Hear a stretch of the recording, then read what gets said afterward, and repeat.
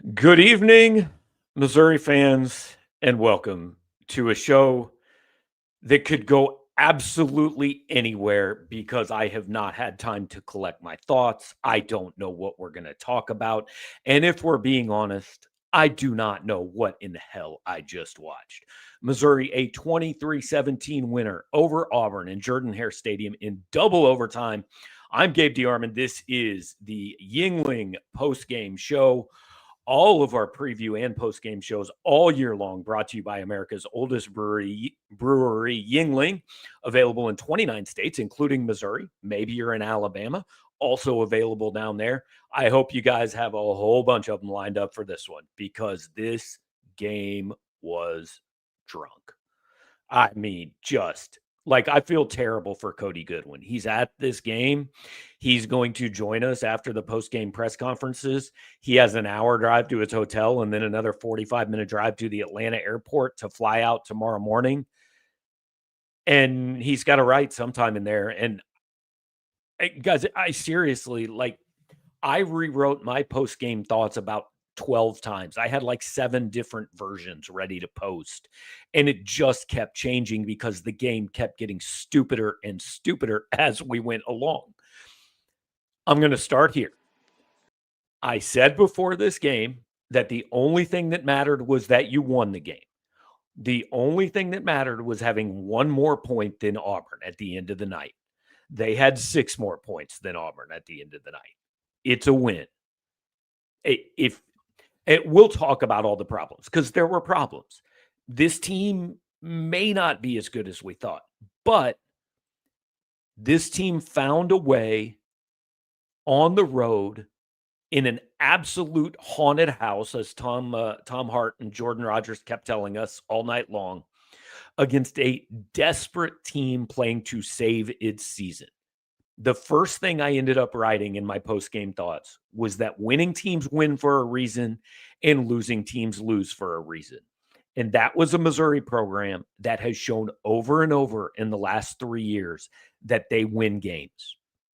And they found a way to win that one. And that is an Auburn program over the last 4 weeks, but really over the last 2 to 3 years that has shown over and over that it finds ways to lose games. And it found a way to lose this game. So you can go one of 2 directions after this one. You can be upset about the quarterback play, about the play calling, about the defensive breakdowns, about the missed field goal, about the stupid penalties, and you can be angry and say this team's going nowhere. Or you can say they're 6-1 and they found a way to win a game that they absolutely should not have won. And all of their hopes are still alive. And the truth is probably somewhere in the middle of those 2 things, if we're being honest. And keep your comments coming. We're up to almost 600 people. Keep your comments coming in the chat. Billy is flashing them up, and we will certainly get to questions. We will get to voicemails, and we'll get to Cody, I'm guessing in 30, 40 minutes after he gets back up from the post-game press conference. We'll hang out as long as you guys have a Yuengling and want to hang out and we aren't answering the same questions and talking about the same things 474 times. Let me address first the positive. I want to start with the guys I think were the best players on both sides of the ball for Missouri. Offensively, that was Donovan Olubade. That kid needs to be on the field more. I don't care if he takes Marquise Johnson snaps. I don't care if he takes Josh Manning snaps. I don't care if he takes Connor Tollison snaps, whatever. Takes Bo Perbula snaps, get him on the field. He was Missouri's best offensive player.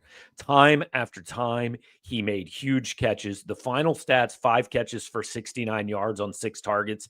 That doesn't tell enough about what Donovan Olubade did as a true freshman. I mean, great catch on 3rd down on the sideline early on. I believe had a 3rd down catch in overtime. Josh Manning, good. Kevin Coleman, good. Marquise Johnson made a big play or 2. But Donovan Olubade was the best thing Missouri had on offense, without question. On defense, look, I know last year we were in love with Johnny Walker Jr., right? Because he piled up the sacks. This year, everybody's been in love with Damon Wilson, and rightfully so. He's one of the best pass rushers in the country. Zion Young won that game for Missouri. a huge sack at the end of the fourth quarter, a huge sack in overtime, tackle for loss in the second overtime. Like, he was the best player on that field. And this Missouri defense, I know how you guys feel because I felt the same way. A lot of times during that game, I'm like, how can he be that open? How can you commit that penalty? What the hell is going on? That defense was under the gun over and over and over and over. And they didn't answer every time, but they answered a whole lot more than they didn't answer.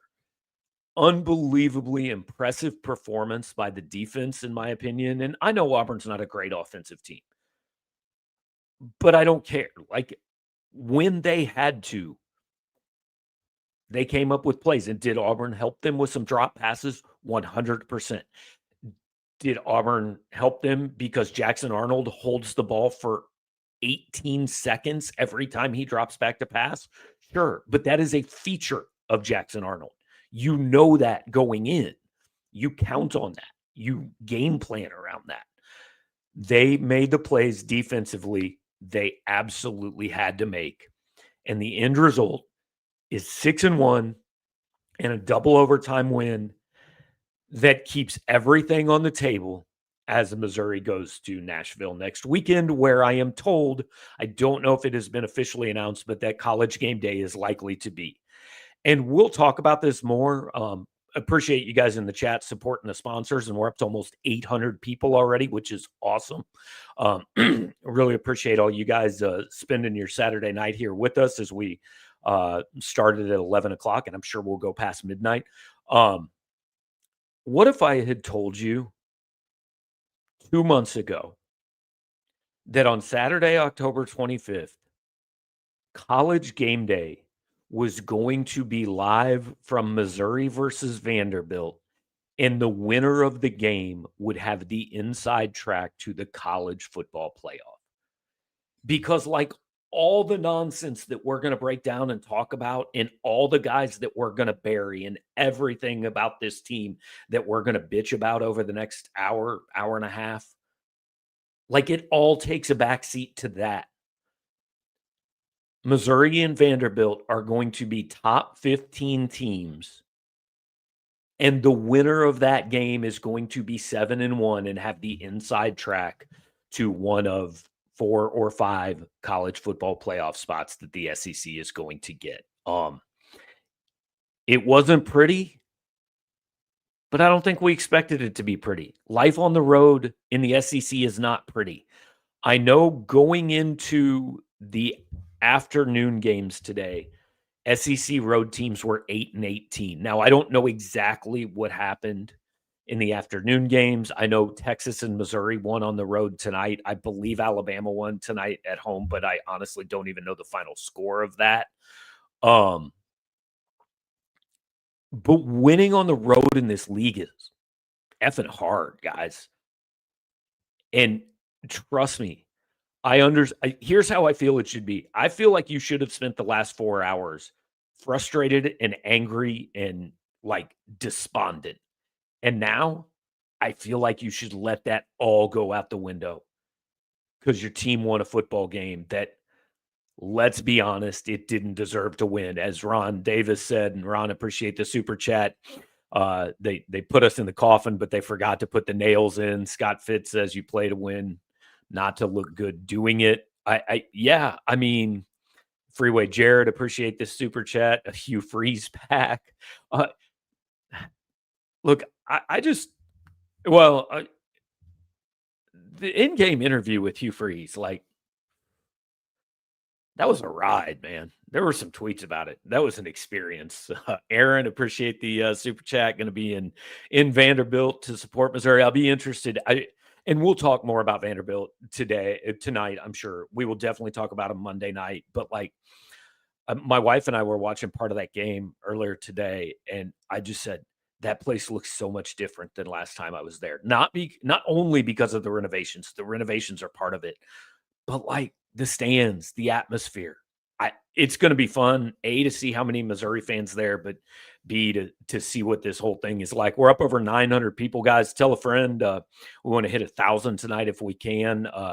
Timmy Walters, the super chat. Not sure which sack was better, Zion Young's in overtime. Okay, appreciate the super chat. All right, so let's get into it. Yup, with the super chat. What's the main problem with Prebula? Is it play calling? I don't think so. I think he's an inexperienced quarterback, and I think his decision making needs to speed up.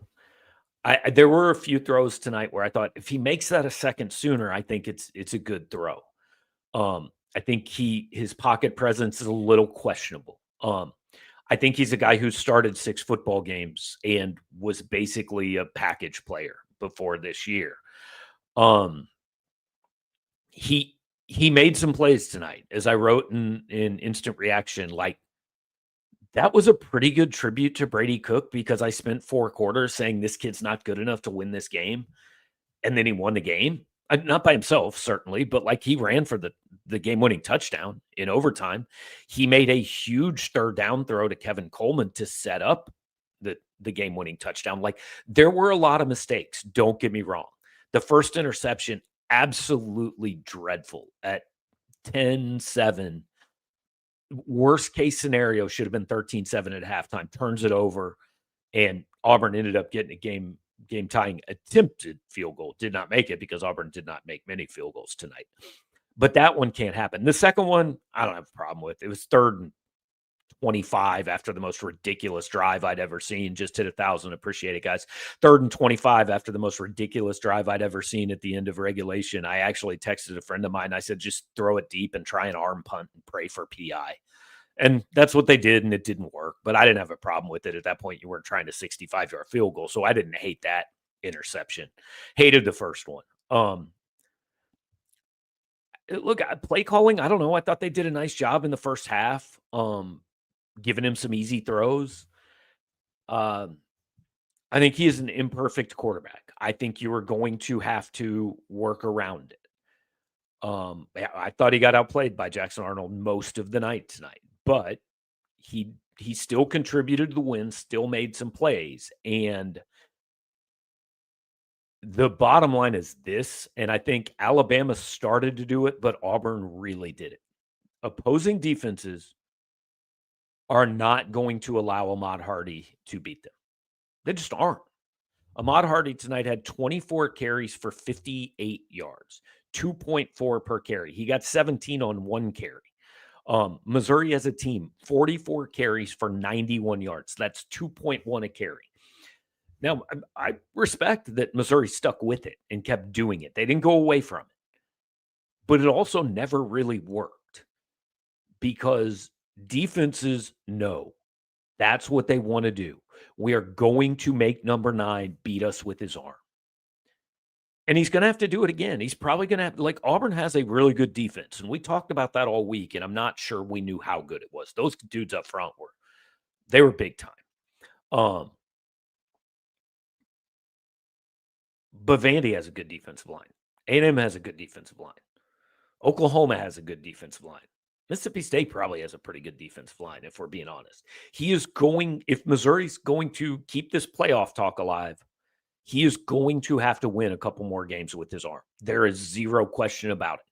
He's also going to have to get more help from his offensive line, which was, I would say, objectively awful the vast majority of the night. Like, some of it was Bo's fault. He bailed a few times when he shouldn't have. He, took a sack or two when he shouldn't have. But there were times, man, that he just had no choice whatsoever. I mean, he was just getting drilled, and it was either take a sack or just throw the ball into the stands. So yes, I do. Bo needs to be better than he was tonight. And can he be? I don't know. We'll see. Kirby Moore needs to spend the next 6 days figuring out everything he can do to help Bo be better. But those guys up front, like the sack toward the end of regulation, I'm not kidding. I instantly got 4 texts that said, you can't take that sack. And they showed the replay. And I said, well, Keegan Trost got destroyed and Caden Green got destroyed. What's a quarterback supposed to do if neither one of his tackles blocks anybody? It's not always the quarterback. There were times it was the quarterback tonight, but it is certainly not always the quarterback. All right, I know the chat's going nuts. I know we got all kinds of stuff. Let's throw up Adam Knight's super chat real quick, and then we'll get to voicemails. Adam says Bo looked panicked most of the night, and look. I'll be honest. I texted a couple people early fourth quarter. I said he looks scared to death right now. Yeah, I think that's fair. I don't think he knew where the pressure was coming from, and I think he was going to get hit. And yeah, I agree. He did look pretty shaky a lot of the night. I don't think I can argue with that. He made some plays. He made some plays too. And again, when it had to happen, he made a throw and a run that the other guy didn't make. That counts for something. Again,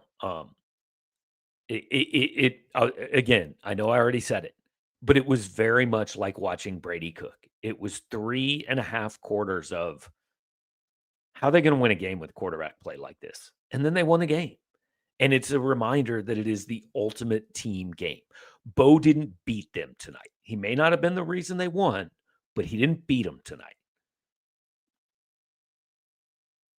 A lot of that's because he had a defense to pick him up, but that counts for something. So I know we got some voicemails lined up. So let's go ahead and start going through some of those so we can at least get some of them done before Cody jumps in the next 15, 20 minutes.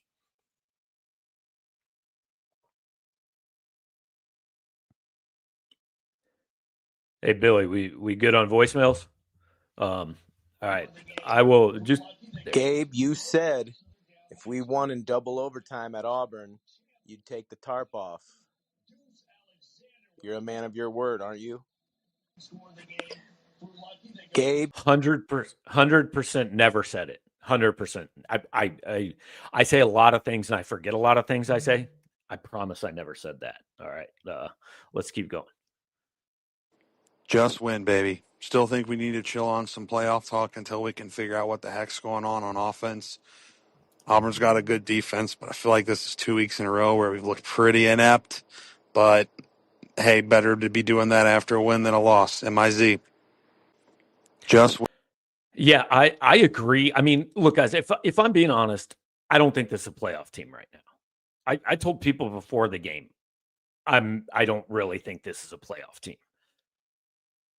But I mean, they're 6-1, and I think they'll be ranked, I don't know, 13th, 14th in the country. I haven't seen a lot of other results tonight, so I don't know exactly. Like, that's the goal. If you're 6-1, you've got to go 4-1 in the last 5 games. They'll be underdogs at Vandy next week. There's a pretty good chance they'll be underdogs at home against A&M.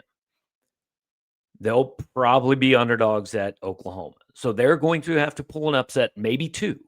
But that's the goal. You're 6-1. Let's not like reassign, and say, well, no, never mind. That's not. No, that's what you want. I do have big news for you guys. I am taking a shirt off, but it's only a sweatshirt because I'm sweating and I don't want to be sweaty this whole time. So we'll get that done while the next voicemail plays. Billy, what else we got, man? Let's fucking go! Fuck Auburn! Well, that was energetic. All right, we hit let me see. That was 5 words and 2 of them were the F word. So that was the thing. Let's keep going. Quite the game, pretty gross, pretty ugly at times, and incredibly frustrating with those defensive penalties, but a win's a win. So with that being said, do we think 10 wins is still possible, or do we think at best it's still only 8 or 9?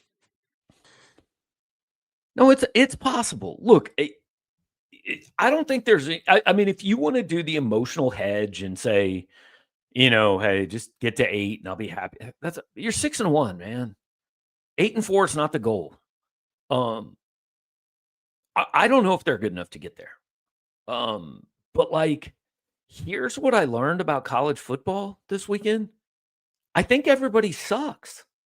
Like, except for Ohio State and Indiana, who are pretty good and don't really have many tests. But like, if you can go on, I mean, Georgia only beat Auburn 20-10. Oklahoma only beat them by 7. Missouri beat them. A&M only beat them by 6. Missouri beat them by 6. I don't really care if it took extra time or not. I don't know if they're good enough, but yes, it's still 100% the goal. No question. Let's keep going. We're getting close to 1,200. I think we might have had 1,200 after the South Carolina game, so let's try to hit that tonight. Billy, let's keep going, man. Gabe and rest of the Power Mizzou team, what a W. There's a lot of bitching on the board about it, but a win is a win. The playoffs are still alive. But you know what a win means, Gabe? We want to see them cargo shorts. On to Vanderbilt. It's going to be a crazy one. We'll see you in Nashville, Gabe.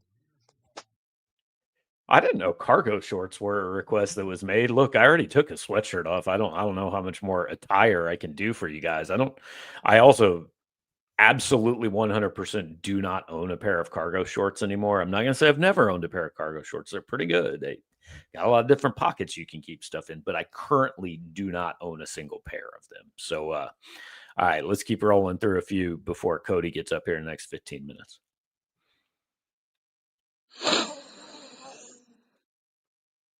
Oh, man, what a game. Exhilarating. Bo and the offense didn't play too good, but that defense stepped up when it had to. It's a good battle. Tough road environment, 90,000 people. Glad we got the W. MIZ.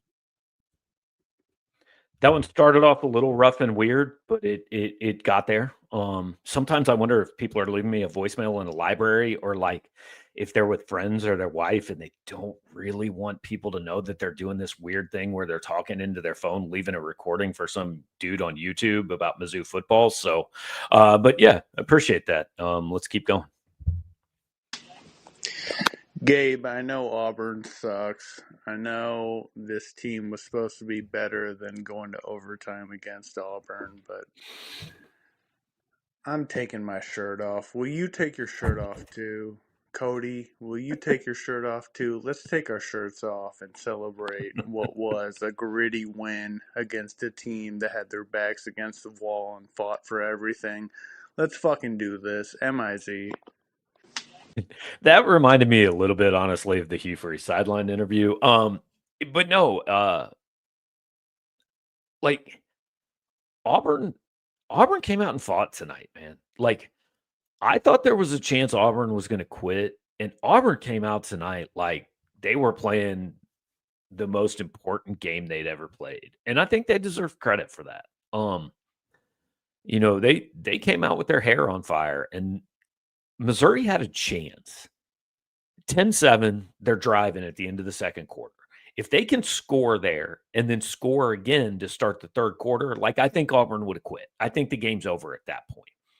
And I don't think Auburn quit. But you heard well, let me address this comment up from TV Farwell real quick. Those questioning Bo are calling for Zollers need to chill. He's got 7 games. He'll get there. So, like, it's fair to question Bo. That's part of the deal, man. You're the quarterback of an SEC team trying to get to the playoff. You're making a lot of money. It's fair to question him. And I think he's had 2 straight games where you go, I don't know if that's good enough. So I think it's fair to question him. Let me look at the passing numbers. 23 of 40. He did throw for 252, but no touchdowns, 2 picks. Not great. Completion rate 57%, not great. So I think it's fair to question him. But the second part of that is what I want to talk about. Matt Zollers isn't playing this year, guys. First of all, Missouri 6-1. Second of all, you're putting a true freshman behind that line that we saw tonight. Come on now. This is Bo Perbula's team all year. Whatever happens, I don't care if it's 6-6 or 11-1. He's the quarterback. We're not doing this. They're not going to yank him and put Matt Zollers in. Like, well done by Matt coming in when Bo's helmet popped off. Stupid rule. and handing the ball to Ahmad Hardy for a touchdown, which, hang on, let's talk about that. There's 1,149 people here right now, me being 1,150. I promise all 1,150 of us, when Ahmad Hardy stretched for the goal line, thought, oh my God, they can't lose another game in Auburn, Alabama like this. They didn't, because Hardy got the ball there. It was a win, or it was a touchdown. But we all thought that. But no, the Matt Zollers thing is not happening. Okay, so Cody is back from post-game press conferences. We're not going to keep him very long because he's not going to sleep tonight probably. But Cody, we held Tiger Terry just for you. So we're getting Tiger Terry's take first, and then we'll get your take. Gabe, Tiger Terry, who boy, Gabe, what a game tonight. I tell you what, my heart's still jumping like a grasshopper on PCP, brother, but sometimes if you're going to make it in the SEC, you need a little voodoo magic. Tigers had just enough to get it done, survive and advance, live to die another day. I tell you what, Gabe, Kirby Moore, Drink might as well make him stay the night in Boone County Jail when they get back, because he should be convicted of a crime for some of those play calling there at end of overtime. Wasn't a fan, Gabe. I'm no offensive mastermind, but sometimes that man seems too smart for his own good. It should be a crime for a Missouri Tiger player to also stick the ball over the goal line at Jordan-Hare Stadium. Another thing I'll say, Gabe, Corey Batoon, I'm not sure he's cut out to be a defensive play caller in the SEC, okay? Maybe we can get Blake Baker back when Brian Kelly's Yankee ass goes back north to Penn State, okay? Other thing, Gabe, missing Blake Craig. Wish he was here. Craig the Leg, we need you, brother. No disrespect to Robert Meyer, but goodness, that wasn't very much fun. I got my boy Slick Rick. He got 4 years eligibility left in calves like a silverback gorilla. I'm going to call Drink, get him a tryout. One last thing, Gabe. Little Sunday morning on your Saturday night in the book of Romans, it says, and all will be saved. The deliverer will come from Zion. Zion Young saved the Tigers tonight, brought the energy at the coin flip. Jackson Arnold, you can run, but you can't hide, brother. Bring on Vandy. Fight Tiger. All right, so I don't know if I've ever vehemently disagreed with Tiger Terry, but I'm going to fight back on the Corey Batoon stuff. That defense was good. By the way, he brought plenty of pressure. All solid. Cody, what the hell did we just watch? I don't know. Exactly. I mean, I know exactly what I just watched, but I honestly have no idea what I just watched. I'm still trying to process. I've got at least 3 different game stories that are various parts written. I think I even wrote in the game rewind that you'll have more coherent stuff later. I'm constantly looking over at my phone to see if game day is going to be announced for Nashville next week, because I'm pretty sure game day is going to be there. I think it's going to happen. Yeah, that is not a confirmation. Just so you guys know, we do know that the kick's going to be at 2:30 Central at Vandy next week. We do know that for 100% sure, but we don't know if game day is going to be there. Looking at the schedule, I think it will be. Anyway, tonight, let's focus on tonight. One thing at a time, one thing that's in front of us. I guess they found the winning play this week. That's the super short version, that they were able to come in here and get this done against a very clearly desperate Auburn squad that may or may not fire their coach sometime over the next, 12 hours, 8 hours, 4 hours, 2 hours. Who knows? We'll see. That was an ugly game. And I wanted to come on here, not to pat myself on the back, but to tell you guys that we warned you all week that this could be a 4-quarter rock fight. And that's what it turned into. Auburn does these things, especially this year's Auburn team. That's a really good Auburn team. I know that the 24/7 Sports team talent composite is a little bit of an inexact science, but they are ranked well ahead of Missouri in that metric, which is to say, the short version of what does that mean, Cody? There's a lot of talent on that Auburn team, and we saw that talent play out, and most of the talent is on defense. We saw that play out tonight. This was and I think I wrote this at some point this week too, this is one of those games where once it kind of turned into the rock fight that it ultimately did, if you're Mizzou, you get the win by any means necessary, and then you get out of here, right? That is ultimately what this game turned into. There were a few opportunities, I think, for Mizzou to truly seize control of this game, and they didn't ultimately capitalize. And part of that is, again, Auburn has some good players, especially on defense. And I think the other reason is that Mizzou kind of lost a little bit of their mojo especially after the interception by Bo. They were driving in the second quarter to go take at what was at that point would have been a 17-7 lead if they were to have marched all the way down and scored a touchdown. They were not able to do that. Bo made it was a poor throw. I wasn't mad at the decision to throw it to, I forget exactly who he was throwing it at. I think it was Manning. And then the DB from Auburn made a fantastic play to ultimately come down with the interception. After that, everything just kind of changed. I thought Missouri was really playing their game up to that point. And then after that point, like one of the story ideas that I had, just to kind of clue you guys in on the game stories that go to the graveyard because of games like this. This was the second week in a row that a team with the nickname Tiger led a late first half turnover, flip their game around, right? Last week it was Auburn, right? They fumbled before or right around the 2-minute warning against Georgia. They were up 10-0. They were about to go up even more. After that fumble, I think they had 40 total yards of offense and they lost 20-10. It looked like it was trending that way for Missouri for a little while. After that pick, I know Auburn didn't ultimately score on the next possession, but they had assumed control, or at least more control than Missouri did of the game, built a 17-10 lead. And then Missouri was able to cash in and score a touchdown and force OT and really, really steal this one. I think the thought of the game story that we'll ultimately post it at some point tonight, I'll read the lead for you. These SEC road games are not easy. Missouri coach Eli Drinkwitz will be the first to tell you that. In fact, he did tell you that earlier this week, if you guys paid attention on Thursday's Mac and Cube radio show. I have a really tough job this week to go on the road and beat Auburn during the SEC coaches teleconference. Really proud of the way our guys have attacked this week, knowing we have a very difficult challenge on our hands in going to Auburn. And then during Tiger Talk on Tuesday, I love the opportunity, but it's going to be hard as crap. It's going to be a difficult challenge. This was a hard game. Missouri made it harder on themselves, but this was a hard game. And I give them a little bit of credit for figuring out a way to get this win, especially on the road in an SEC road opener. It gets tougher next week. We'll worry about next week when we get to next week. But this was a very weird, wild game. I'm going to give the Tigers a lot of credit for figuring out a way to pull this out and get this win in a very spooky place in Jordan-Hare Stadium. I think I'm going to stop there. Otherwise, I'm going to keep rambling and it won't make sense. If you want to make your headline, "This is hard as crap," I fully support that. So who'd you talk to? Kind of, I'm sure I know what Drinkwitz said, because I think he kind of said it on the field, like, "Hey, I'm proud as hell of these guys for finding a way." Right?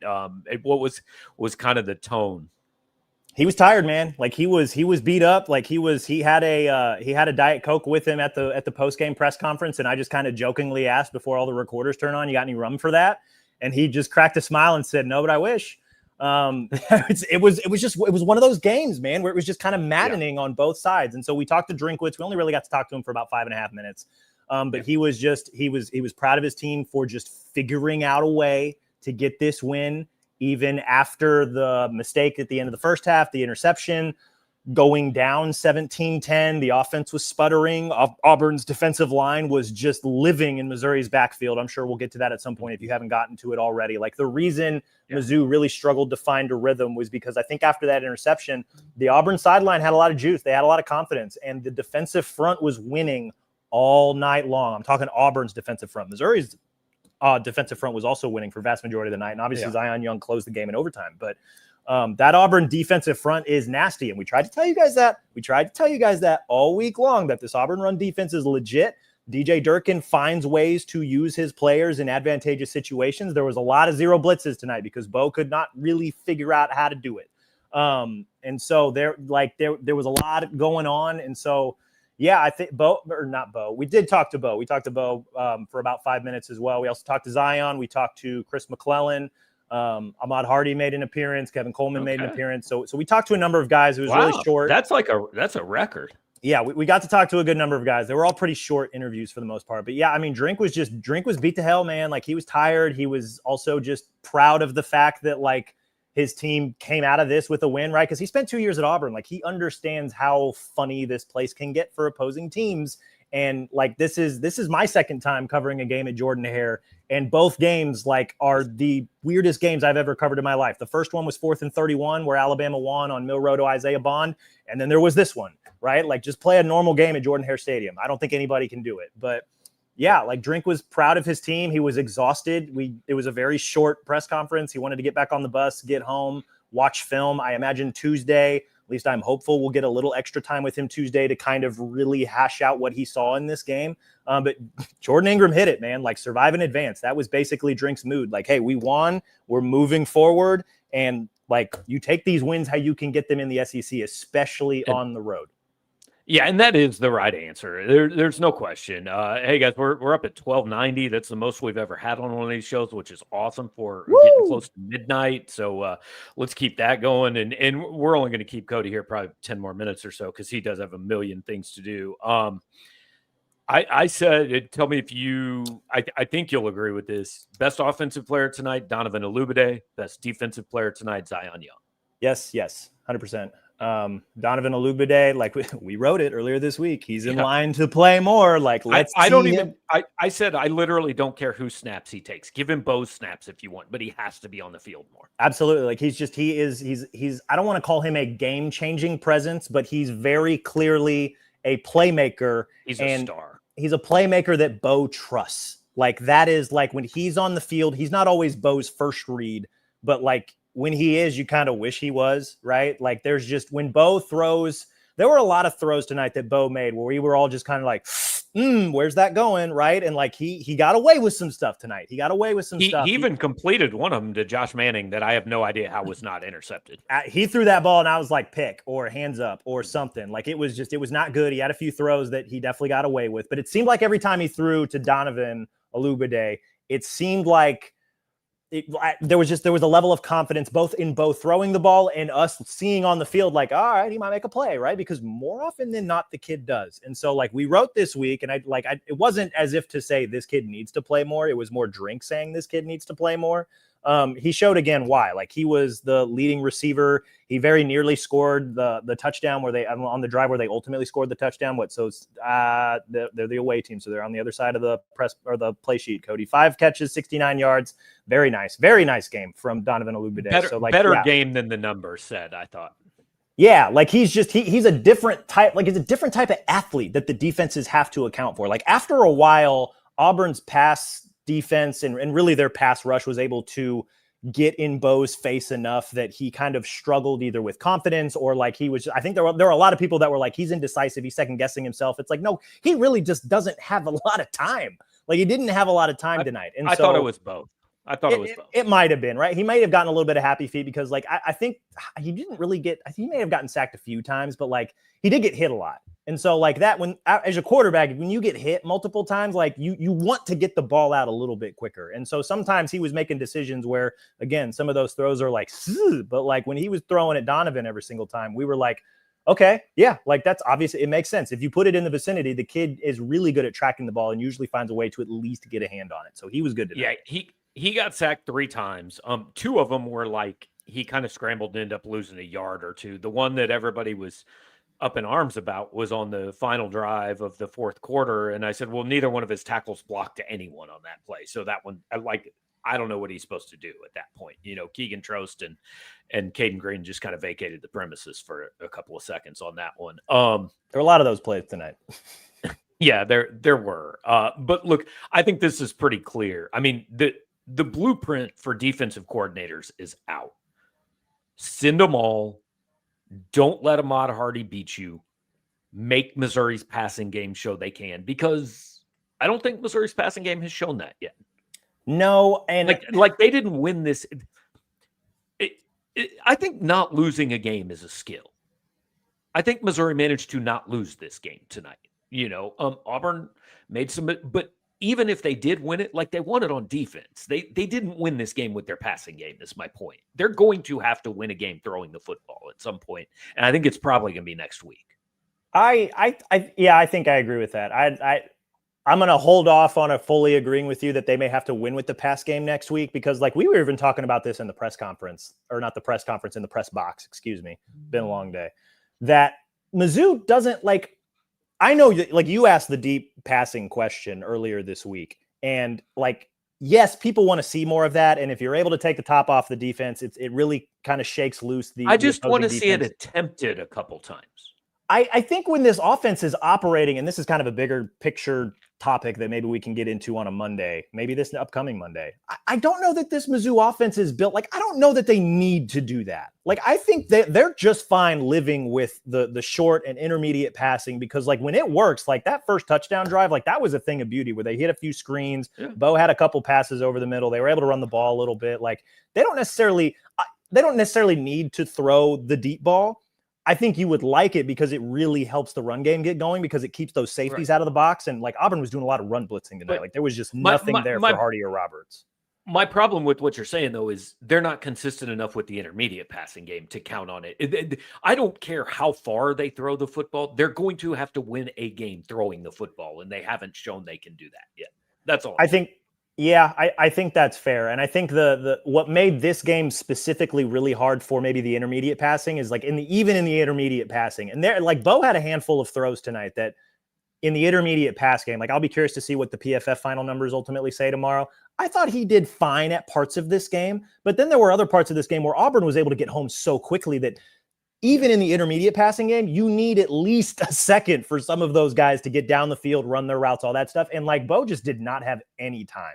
Like none of that time. And so like there were a lot of people saying like Bo played a bad game. He's not the QB that like he's going to be the reason that this team doesn't go to the playoff or go to Atlanta or whatever the case may be. That may well be true. But like tonight, like in a vacuum, like that dude just did not have a lot of time to throw the ball, even on those intermediate routes where he usually has quite a bit of success when he's able to get the ball out really quickly. Like that drive, like you tweeted it, like that one touchdown drive, like a lot of easy button plays. Like that is what the offense can look like when things are clicking and Bo is confident and he's got at least a split second of time to survey the defense, get the ball out, move it. Like they're able to move the ball and it looks really clean and it looks really pretty. There were no deep shots on that drive. And I think they're comfortable living that way.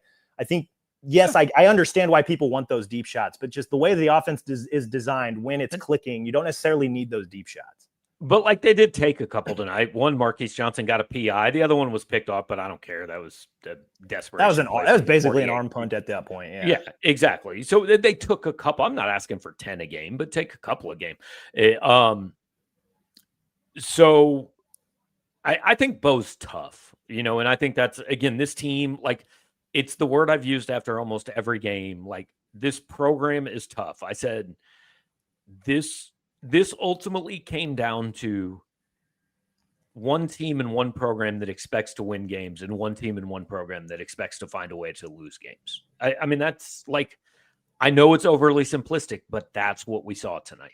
And Drinkwitz made that comment in the postgame that he was like, how far this program has come to be able to come into a place like Jordan-Hare Stadium against an Auburn team that is, I think the word I used was teetering, like a reeling Auburn team, right? That an Auburn team that had their backs against the wall and definitely looking for reasons to be like, well, this is why we lost, right? Because like we couldn't do it because like that's just kind of what their head coach does, right? Like there were multiple times tonight on the game where on the big video board they showed Hugh Freeze talking to the refs, right? And so that just kind of builds within the fan base and it builds within the team that like it's not our fault we're losing, it's the refs' fault, right? Like they're letting those external factors kind of impact the way that they're playing. Whereas like Mizzou came in, and again, this was maybe C- game, I think, in total.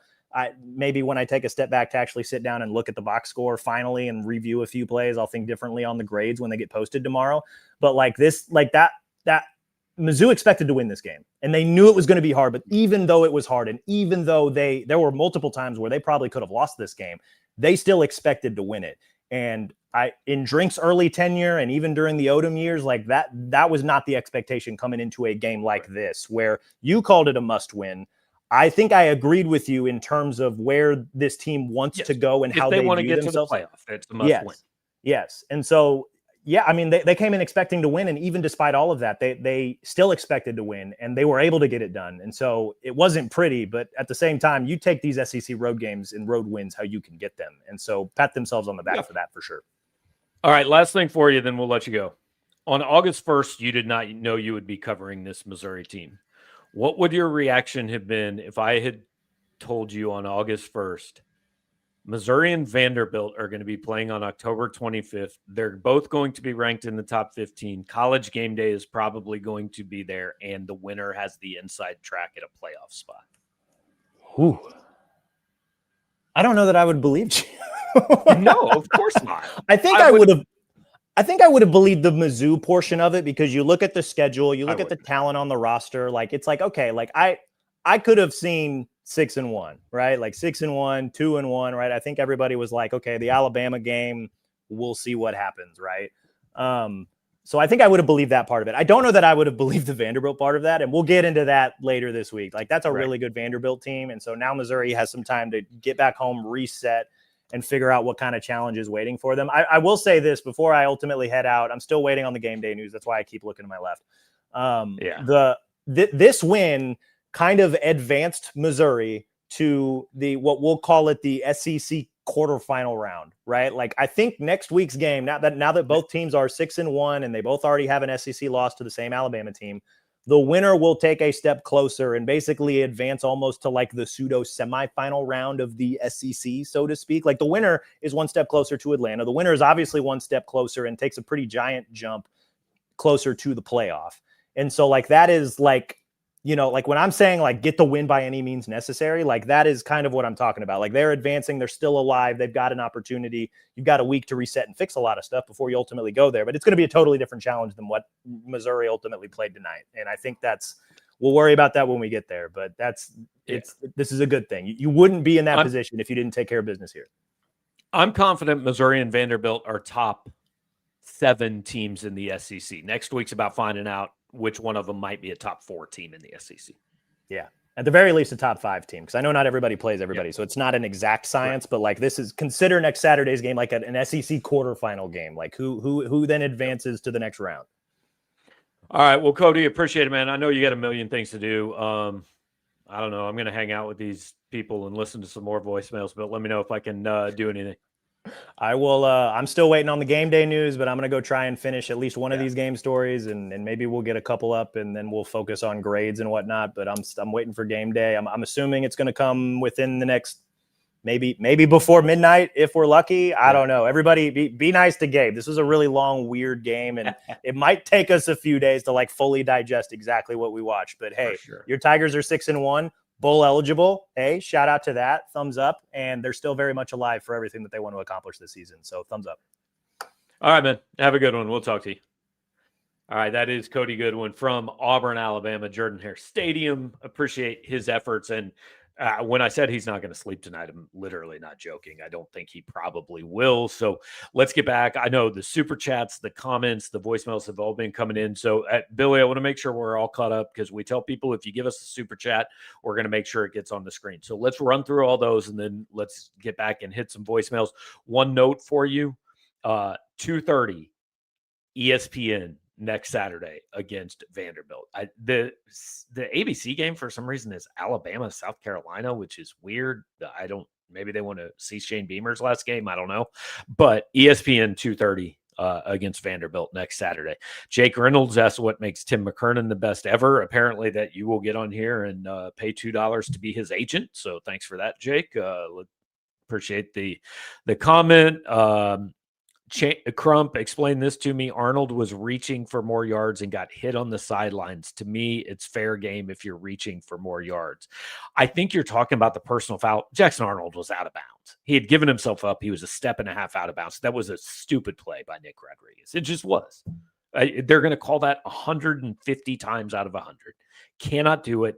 And to Drinkwitz's credit, I don't think he played again after that. No, that was the right call. So was the personal foul when Rodriguez hit him in the helmet. Scott Fitz, Brady threw 7 games in 2022, 7 interceptions, same as Bo. That's interesting.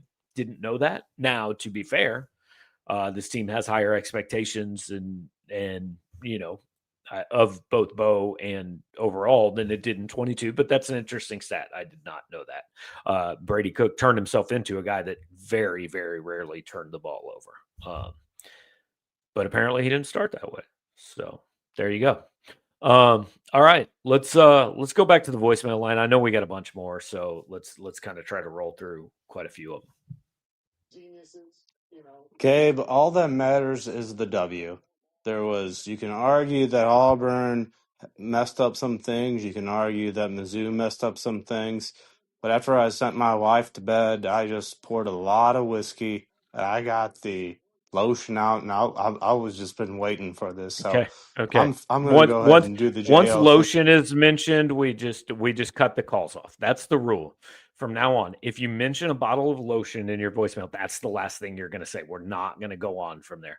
Also, like, we need to dive into this. Sent your wife to bed. Like, did you just tell her to go to bed? Did she get to choose, or is she like your 7-year-old and you're like, it's 9:00, it's bedtime, I'm gonna get on YouTube with the bottle of lotion? I don't know. Weird deal. Let's keep going.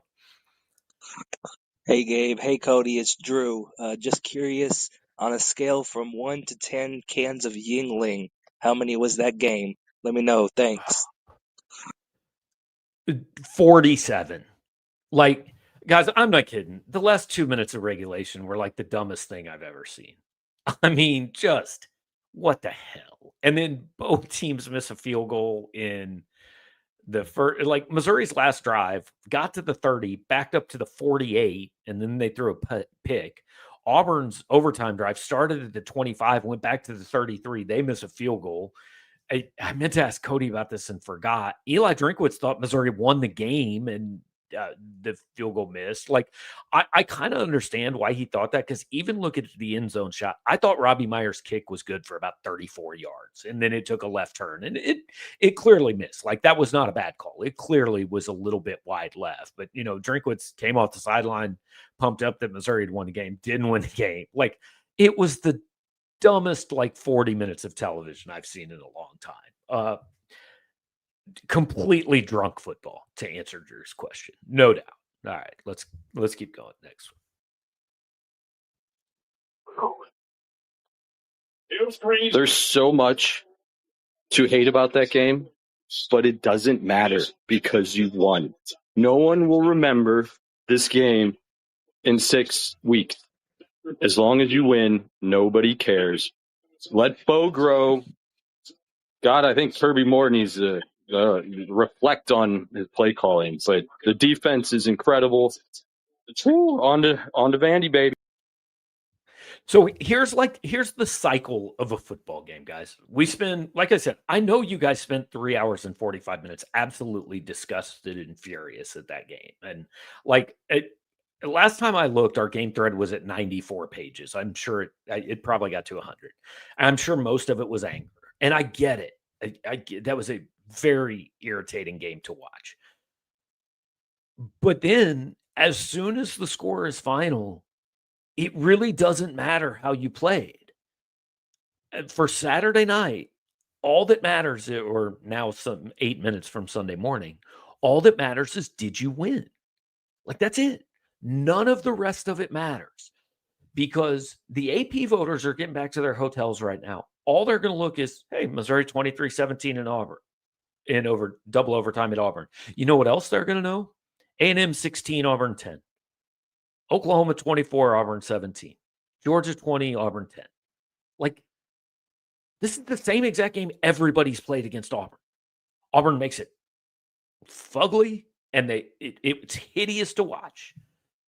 And they always let you win. That's what Auburn does. So, there's no penalty for this. Now, hey, we're going to have a grade card, and we're going to dissect some stuff, and we're going to do a show on Monday and talk about the problems, and we're going to talk to Eli Drinkwitz, and Sunday through Tuesday are about kind of diving down to the micro of this thing. But right now, this is just about, did you have more points than they had? And Missouri did tonight. And, I've fought this battle with Missouri fans for a while now, of hey, quit doing this. We got Mizzou, same old Mizzou. Mizzou doesn't win that game in the past, guys. Mizzou loses that game every single time. But now Mizzou wins that game. I mean, I will just tell you, going to Vanderbilt next week, here's what you should hope.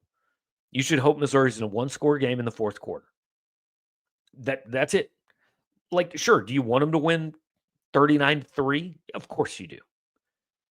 It's not reality. If Missouri is in a one-score game in the fourth quarter, they have proven a lot more than not they're going to win that game. And on the road in the SEC, the biggest the biggest plays of that game, it was 14-10 Auburn. 8 minutes left, something like that. Auburn got down to about the 2. And then Missouri stood up and made 2 or 3 defensive plays and forced a field goal. If Auburn scores there and it's 21-10, that game's over. That offense wasn't scoring twice. 21-10, 8 minutes left, you're cooked. Done. But they kept it 17-10. And they gave the offense a chance that all you've got to do is put one drive together. And Missouri put one drive together. They won the football game. So, again, kind of stream of consciousness here. Like Cody said, hey, man, it's disorganized and it's chaotic tonight. We're going to be able to organize our thoughts much better down the road. Hopefully I'll do it in a column after this show's over. Have a little more sense about what I'm saying in writing, but did want to shout out that series of plays. All right, Billy, next call. Gabe. Carpe diem, Gabe.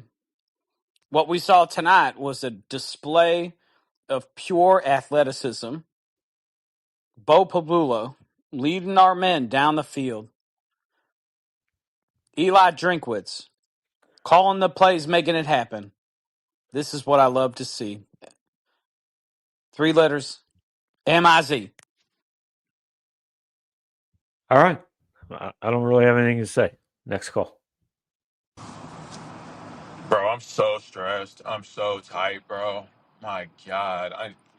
I'm really about to sip on this Yuengling and about to hit this Auburn pack one time because I need it, man. This team just continues to stress me out. And I'm pretty sure that we're not good.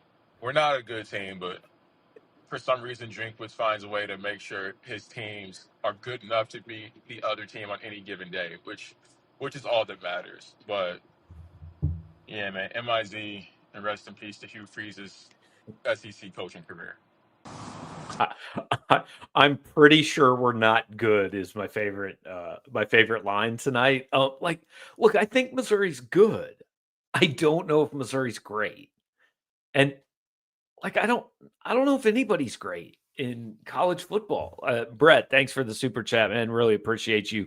That's awesome. And again, guys, we've been over 1,000 for like most of this hour so far. And really appreciate all you guys being here and all the Yuengling shout outs and supporting the sponsors and all that. But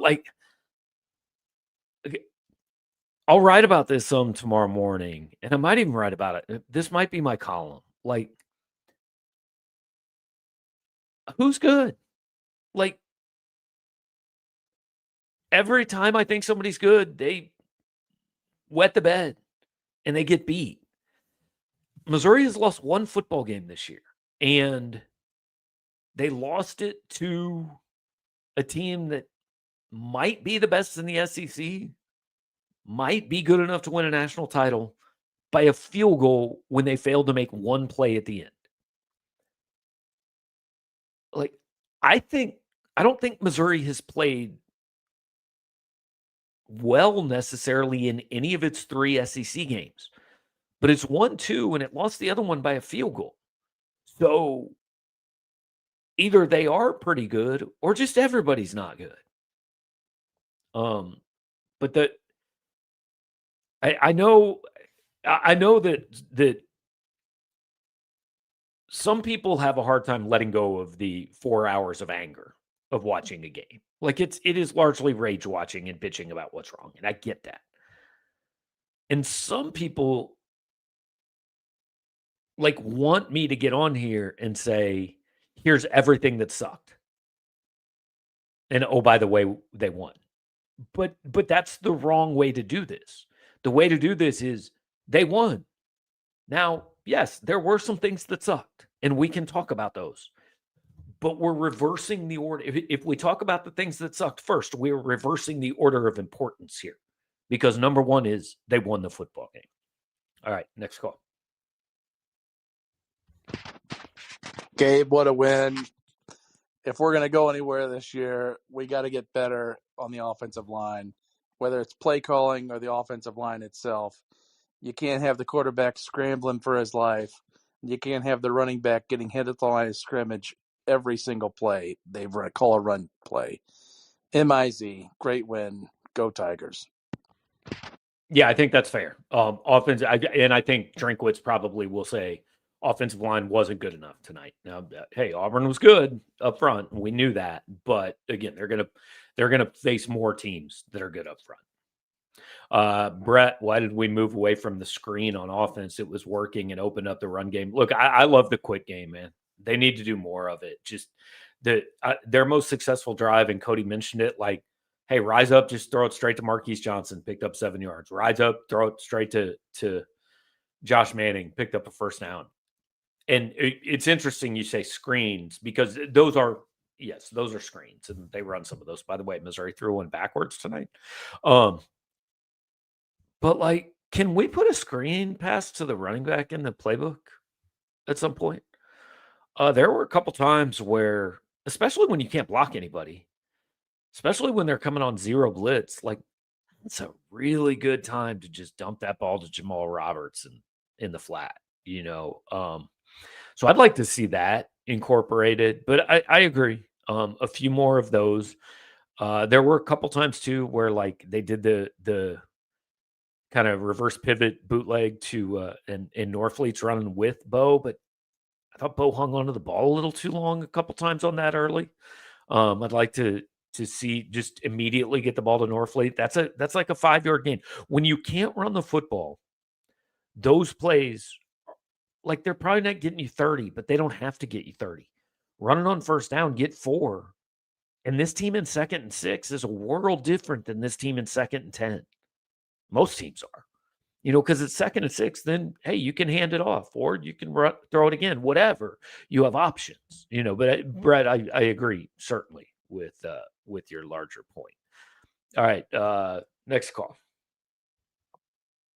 Gabe, John from Kansas City here. Here's the thing. Auburn sucks. Additionally, okay, so the offensive line is a concern. Pribula is a concern. Also, you know what? This whole thing about, like, oh, we got Mizzou, classic Mizzou, blah, blah, it can go die in a deep, dark hole, because this team has overperformed compared to, like, just random luck in the last couple of years. Oh my goodness, I have gotten to celebrate multiple incredible fourth quarter comebacks or half court buzzer beaters or whatever else. This team finds a way to win. This program finds a way to win, and this school finds a way to win. And I am so thankful to be a Mizzou fan today. Drink, thank you for being our head coach.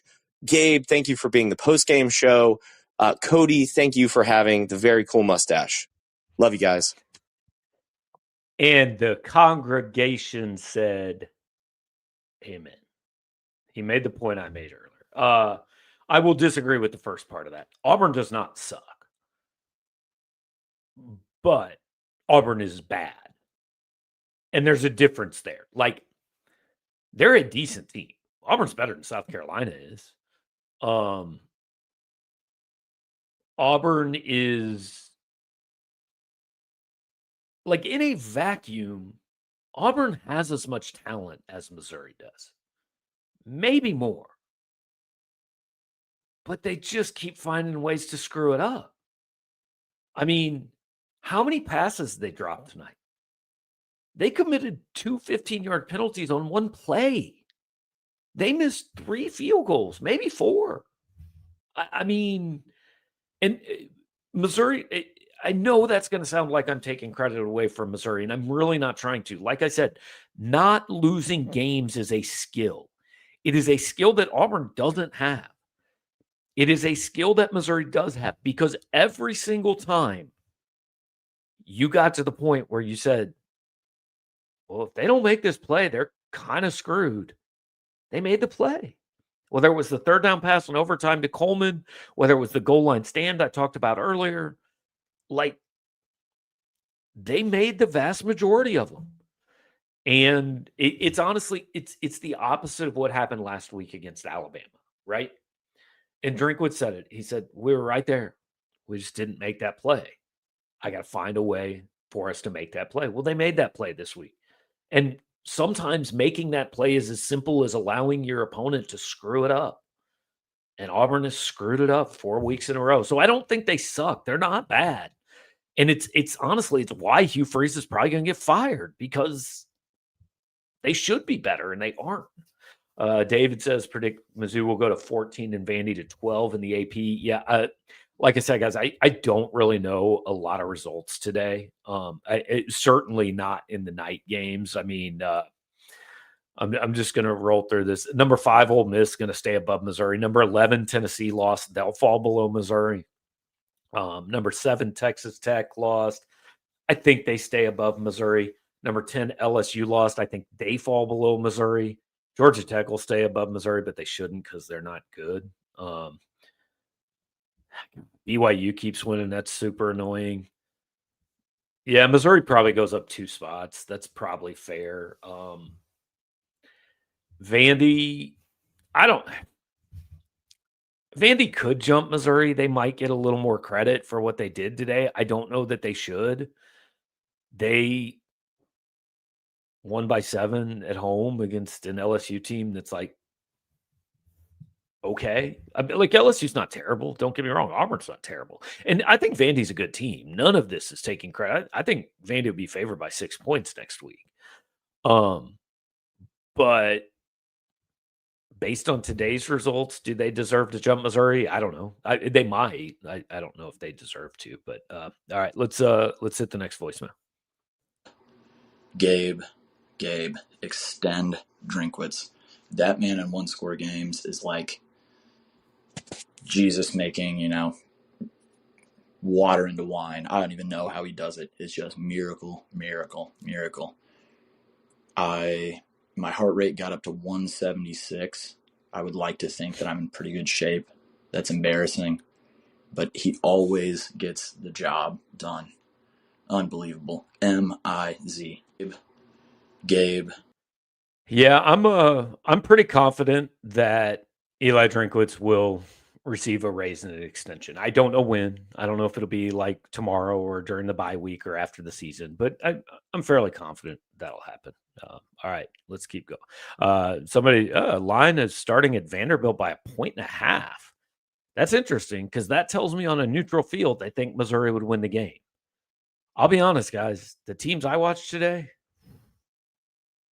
I don't know how I feel about that, but that's interesting. Only 1.5. I really thought it'd be 5 or 6 at home. All right, let's go to the next one. Oh my goodness. Whoo! I'll take it how I can get it. That was ugly. That was sloppy. That was winning an incredible game at an incredibly hard place to play in the SEC. I know it looked sloppy. I know it didn't look great, but man, we pulled it out. Everything's still in front of us. M-I-O. Okay, that was weird, but I agree. Let's keep going. Gabe. People keep Carpe diem, Gabe. Oh, we heard this guy. All right, I don't know if that means we're all caught up or if we just got one guy doing it twice. Hey, Gabe. This is Jake in Kansas City. So we're calling. First of all, stressful as hell in that whole entire game. I didn't believe it was over until I had to watch Drinkwitz come on the field. Do you think that was a gutsy team performance, as Drink said, pulling it out? Or do you think Auburn is just on some kind of weird cursed streak right now, and they're just finding new ways to lose games? Because I want to believe that, that team dug deep, and they found it, and they won it. But my gut tells me that Auburn is on some weird cursed nonsense, and they are just destined to lose games in the weirdest way possible. Love the show. Thanks, man. No, it's both, right? Auburn found ways to dick it up because that's what they do, but you still have to take advantage of it. You still have to walk through that. Like Alabama tried to give Missouri a game in some ways last week. Like Alabama was up 27-17. They allowed a touchdown drive that took like a minute and 15 seconds. Then they got to Missouri's 36-yard line and punted. Like they gave Missouri an invitation. Missouri did not take that invitation. They took the one Auburn game. It takes two, right? It's very, very rare that you just go out and watch two teams play an unbelievable football game and just one of them kind of has to lose. It happens. But for one team to win, the other team often does something to help them win. And so if Auburn wants to continue to present teams wins on a silver platter, then teams should continue to accept those. Auburn is 3-4. They have lost those games by a combined 31 points in SEC play, I believe. 13-23. Combined 29 points. They're at Arkansas next week. I would not be shocked if Auburn finds a way to lose that one. And then they then play Kentucky at home. I would think they would win that. They're at Vandy. That's probably a loss. And then they host Alabama to end the season. I think they're very likely headed to 5-7. It'll be interesting to see how many of those games Hugh Freeze gets to coach. All right, let's keep rolling through these. Well, Gabe, I really thought that Prbula was going to lead a drive at the end of the first half to get us up 10 points, and instead he threw a pick. Then at the start of the second half, had a terrible drive, let a wide open crossing route go, and he threw him by 3 yards. I was hoping to tell all of my friends he was the guy that was going to lead this team to prominence. But instead, after those 2 drives, I realized we still have a huge quarterback problem. Auburn did an incredible job defending the run, and I don't expect any other team in this conference to be able to do as good of a job defending the run as they did. But damn it, do we need a quarterback? Let me know your thoughts, Gabe. Thanks. Let's go, Gers. Yeah, I'm not that down, but I do acknowledge that the quarterback play has been an issue. I don't think you can go to the playoff if this is what your quarterback is all year. I think he has to be I don't think you can beat Vandy if he plays that way. Because I think Vandy will make fewer mistakes and I think Vandy will score more points. I think you're probably going to need at least 27 to beat Vandy, would be my guess. Maybe not. Maybe I'm wrong. Defense is pretty good and playing pretty well. But my guess would be you're going to have to get to 27 to win that game. So yeah, if he plays this way, Vandy and A&M I think are real tough. I think they could win the rest of them because Oklahoma can't really score. Arkansas and Mississippi State or blah. But Vandy and A&M he's going to have to be better if they're going to win those games. And they're going to have to win at least one of them.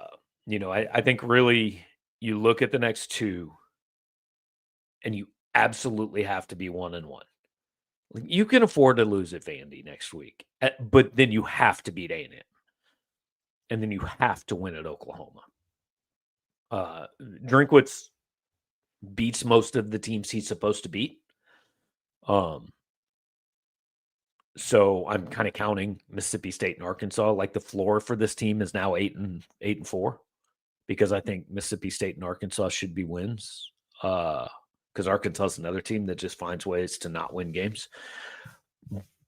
But I think Bo needs to be better if you're going to go to Nashville and win the game next week. Now, I think Vanderbilt will have a really hard time holding Ahmad Hardy to 2.4 yards a carry. I'm not sure I see that. So I think he'll have a little more help. But Bo and his offensive line both need to be better. All right, let's keep going. What's up, fellas? A win is a win. What's up, fellas? Okay. Short, sweet, succinct. Moving on. If there's not a serious conversation about Kirby Moore on this program, then I don't think we're talking about the right thing tonight. All right. So, the running game wasn't working, guys. and they kept trying it. They ran the ball 40 times tonight. When the running game is having that little success, this team is going to really struggle on like I don't remember a time like there were a couple times like I didn't love the series. They got down to the 6-yard line and then Bo ran 3 times. 2 of them were designed runs. One was a scramble. I think I didn't love that.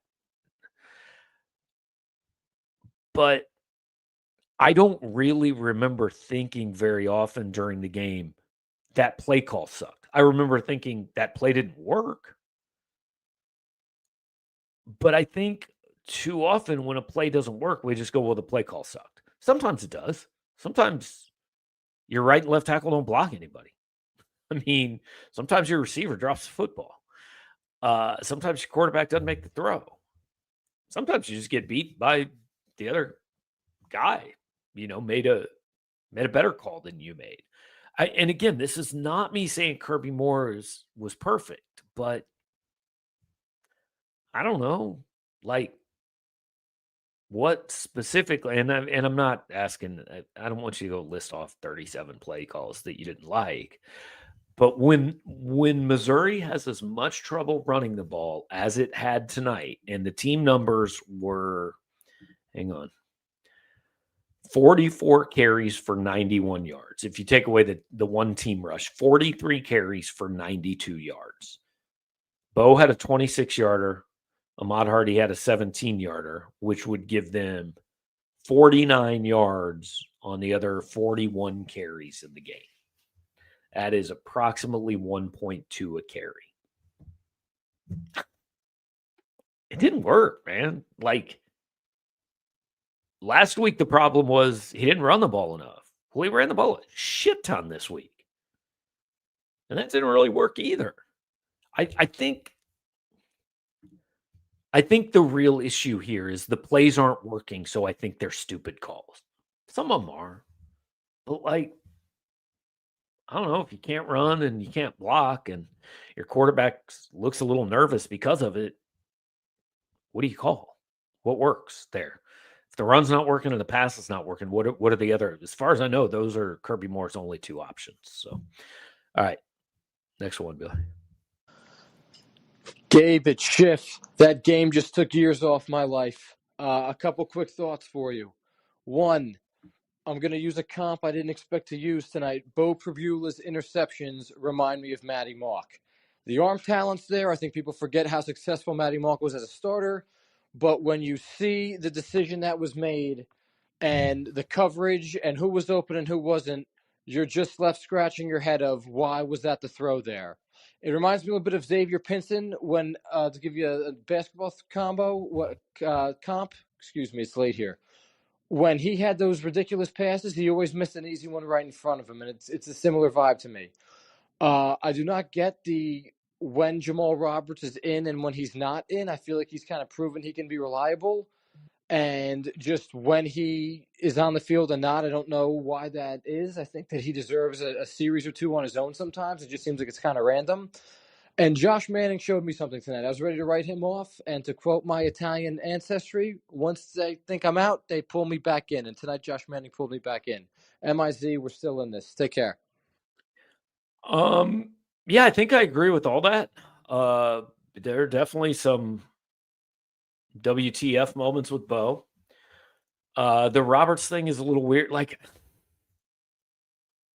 I think maybe the Roberts stuff is as simple as every play he's on the field is a play Ahmad Hardy isn't, and Ahmad Hardy's really good. But yeah, but then it was interesting. I think it was the overtime drive where even the announcers were kind of intrigued that it was Roberts and not Hardy. And yeah, it was, I don't know if that's predetermined before the game or, how that is. And then Manning made a couple of big plays tonight, no question. I know some people criticized him for not fighting for the ball hard enough on Bo's interception. I mean, guys, he was headed out of bounds trying to keep his feet in, and the ball was behind him. I don't really know what he could do about that. It's a bad throw. Bo shouldn't have made it. I'm not going to blame the receiver for not being able to contort his body to break it up. But Schiff, good to hear from you, man. Appreciate you. And let's go on. A win is a win. You take it how you get it, but there's really nothing to be proud of. Like, I don't want to be this guy. I would just rather lose. An ugly ass game like this where we had 2 goals, or I guess 3, win the game, look average on offense, and look really good on defense versus shitty offense. None of that shit happened. Not one single thing happened. So, Okay, so yeah, they got outgained 357 to 343, but like they were pretty good on defense, guys. I mean, Auburn averaged how many yards of play? 5 yards of play. That's fine. Missouri averaged 4.1. That's not good enough. But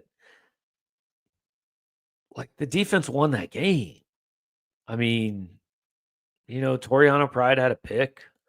Jackson Arnold hadn't thrown a pick in 13 months. Zion Young took over. Chris McClellan never gets any credit, but I think he's really good.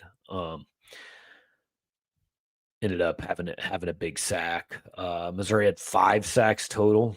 Josiah Trotter, 2 tackles for loss. Santana Banner, unsung guy, 7 tackles, second on the team. Marquise Gracial, only 2 tackles, but God, they were gigantic plays. He was actually the one that made the third down play at the goal line that made Auburn have to kick a field goal that made it 17-10 instead of a touchdown that would have made it 21-10 and pretty much into the game. And then I think his other tackle might have been in overtime. But he made 2 plays, and they were both absolutely gigantic plays. So I'll disagree with the defense. I thought the defense was good, but also we're going to have to rename this show "A Win is a Win" after tonight, I think, because I think it's been said on every call. Let's see if it's said on the next one.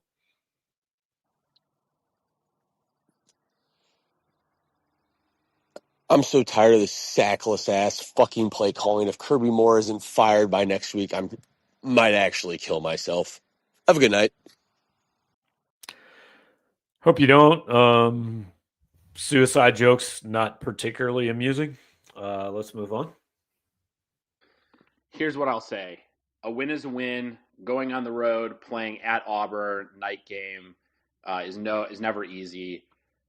But we certainly did not deserve to win that game. And I mean, I'm thankful that the Jordan Hare Magic worked our way tonight. Here's what I'll say. I agree with that and disagree. And by the way, thanks for returning "A Win is a Win" to the show. I don't know, deserved to win, you won. So I guess you kind of did it because, had Auburn won, I don't know if Auburn deserves to win that game either. But I do agree Missouri was outplayed. Auburn was the better team tonight for most of the night. I think that's a fair statement to make. All right, let's try a couple more voicemails and see if we just continue the win as a win theme. And if so, we might kind of go back to the chat and wrap this thing up. Hey, Nick from Blue Springs here. Just calling in after a big win from the Tigers. One thing that stood out to me tonight was wide receivers getting open all night. I know Bo couldn't always hit them. Sometimes the line gave through, but Coleman, Manning, Marquise, and Olubade seemed like they were always kind of open. So those guys really beat that stout Auburn defense. So they made up for where the run game lacked. MIZ. Yeah, that's I know they showed a couple replays where there were some open guys. Sometimes Bo hit him, sometimes he didn't. But yeah, in large part, I mean, Olubade 5 for 70 something, Manning 5 for 69. Kevin Coleman had he only had 4 for 61, but God, they were huge plays. Marquise had 4 for 26, a couple of them pretty significant plays, including one where he went a little DeMarcus Robinson and went backwards, and I thought was going to give up the first down, but didn't. One thing I do want to mention when looking at the stats, before the game, ESPN and by the way, or SEC Network, by the way, Tom Hart, Jordan Rogers, Cole Kublik can call every game from here on out. I would enjoy that. But they identified the key players or the stars for the game is Ahmad Hardy and Auburn linebackers Woodyard, I'm not sure of his first name, and Xavier Atkins. Woodyard and Atkins combined for 22 tackles, 19 solos, and 6 tackles for loss and 2 sacks. I think Auburn won that matchup. And if one team so decisively wins the matchup of the guys that were the key players and the other team wins the game, again, deserve, lucky, shit, I don't know. But never apologize for it. All right, Billy, let's go again. Gabe, I'm sitting here right now watching Stanford play Florida State. That sounds miserable. And I'm going to tell you right now, our Missouri Tigers, they're a special ball club. They don't shrink up when the game gets big. No, they get bigger. Which reminds me of last night when I Googled your feet. Everything was getting bigger in there, Gabe. All right, go Tigers.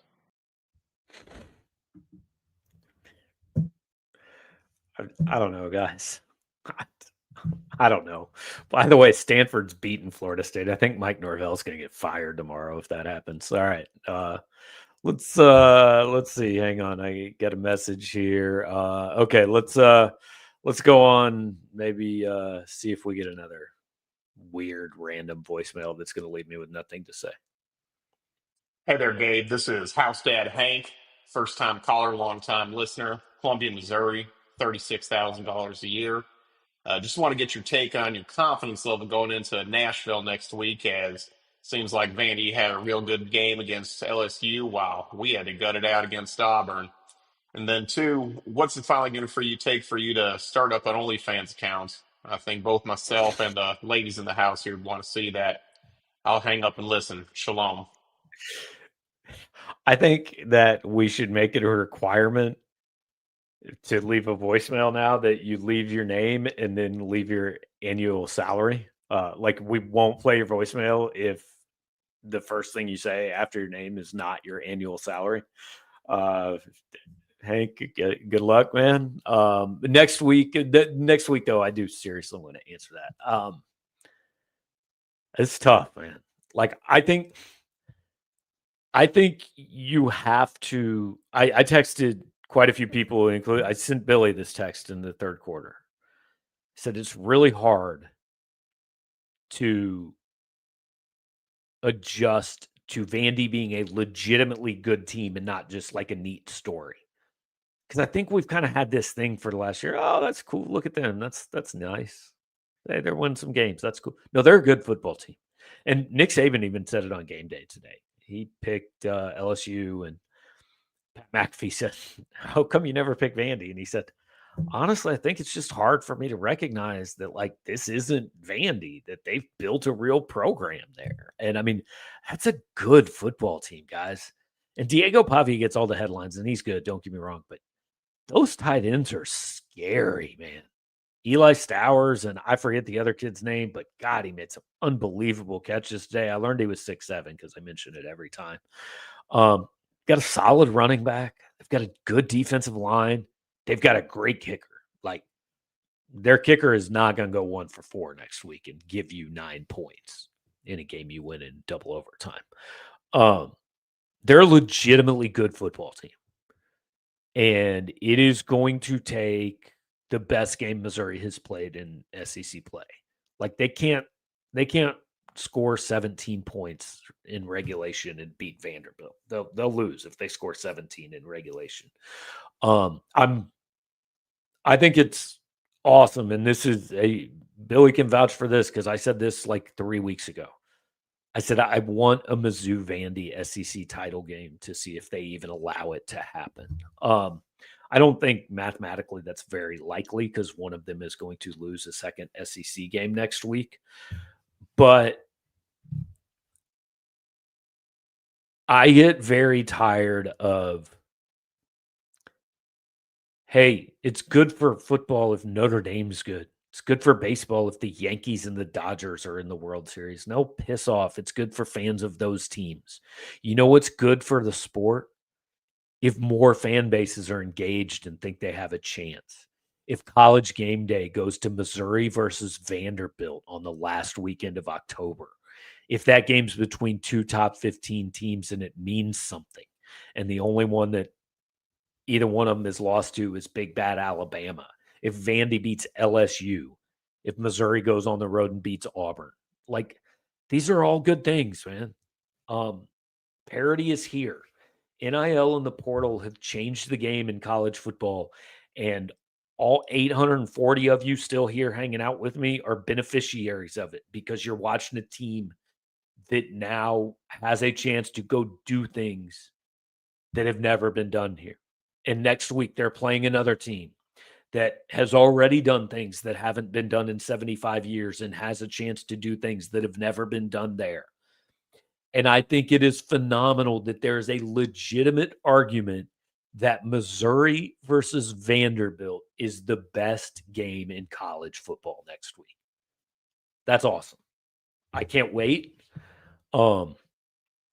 It's not the game we all had circled at the beginning of the year, but it is a absolute monster game. And it's a monster game because Missouri survived tonight. It didn't cover themselves in glory, didn't run away and hide. Probably didn't even make many of you feel much better about their chances to be good this year. But they survived. And if they can survive 4 more times, that's going to be good enough. Life in this league is very, very, very hard. Missouri made it a little harder on themselves tonight.